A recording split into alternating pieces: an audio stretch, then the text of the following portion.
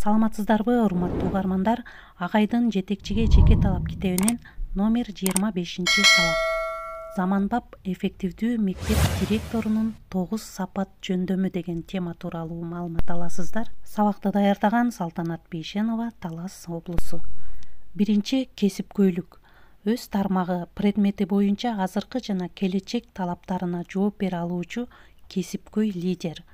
Дүйнөлүк жана ата мекендик илим тажрыйба, инновация талабына жооп берүүчү адис. Илим билимдүү компетенттүүлүк, мектеп таануу, билим берүү тармагы боюнча укуктук нормативдик актыларды, финансы чарбалык, бухгалтердик, юридикалык жана башка документацияларды, электрондук эсеп отчет жана башкаларды эң мыкты билүүсү. Экинчи, аналитикалык масштабтуу системалуу ойлоо иштөө жөндөмү. Коомдогу, мектептеги, билим берүү процессиндеги проблемалар, кемчиликтер, кризистик абал, тоскоолдуктар жана башкалардын себебин түзөтүү жолдору. Тоскоолдуктарды алдын ала көрүп, сезип, аларды алдын алуу үчүн даярдана билүү. Кризистик татаал абалдан чыгып кетүү жолун билиш керек. Жакшы натыйжа берүүчү стандарттуу эмес, жаңыча идея, ой программаларды, жоболорду түзүп, сынактан өткөрүү. Үчүнчү, тайманбастык жана чечкиндүүлүк. Өзгөрүү, жаңыланууда терең ойлонуп, кабыл алынган багыт чечимдерди ишке ашырууда акылга, билимге негизделген тайманбастык жана чечкиндүүлүк. Төртүнчү, жаңылыкты кабыл алууга даярдык. Илим, технология, инновация, тажрыйбанын эң жаңы жетишкендиктерин үйрөнүү, кабыл алууга даярдык. Жамаатты, мугалимдер, окуучулар, ата-энелерди жаңылыктын, инновациянын зарылдыгына ынандырып, аларды ишендире билүү. Бешинчи, ымала маданияты, кызматташа билүү.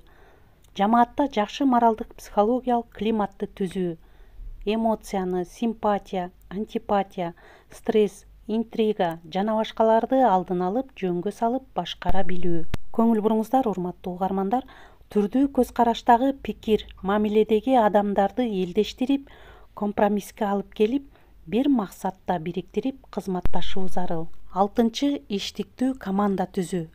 Администрацияны башкаруу, өз ишин мыкты билген, ак ниет, кесипкөй адистерден мыкты команда түзүп, жалпы жамаатты бир бүтүн ынтымактуу командага бириктирүү. Коллективдин ичинде өз ара бири-бирин түшүнүү, кызматташуу, колдоо, бири-бирин уга билүү, сын пикирди туура кабыл алуу, ийгилигине сүйүнүп, кемчилигин түзөтүү. Жетинчи, мугалимдер жана окуучуларды этият кылуучу, шыктандыруучу чөйрө түзүү.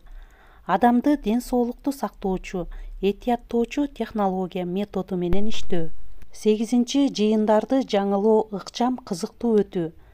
Мектептеги педсовет, метод совет, директор алдындагы кеңешме, ата-энелер чогулушу жана башкалардын бардыгын даярдап өткөрүүнү, метод формаларын заман талабына ылайык түптөн өзгөртүү. Аларды аналитикалык, инновациялык жол менен ыкчам, тез, жугуштуу өткөрүү.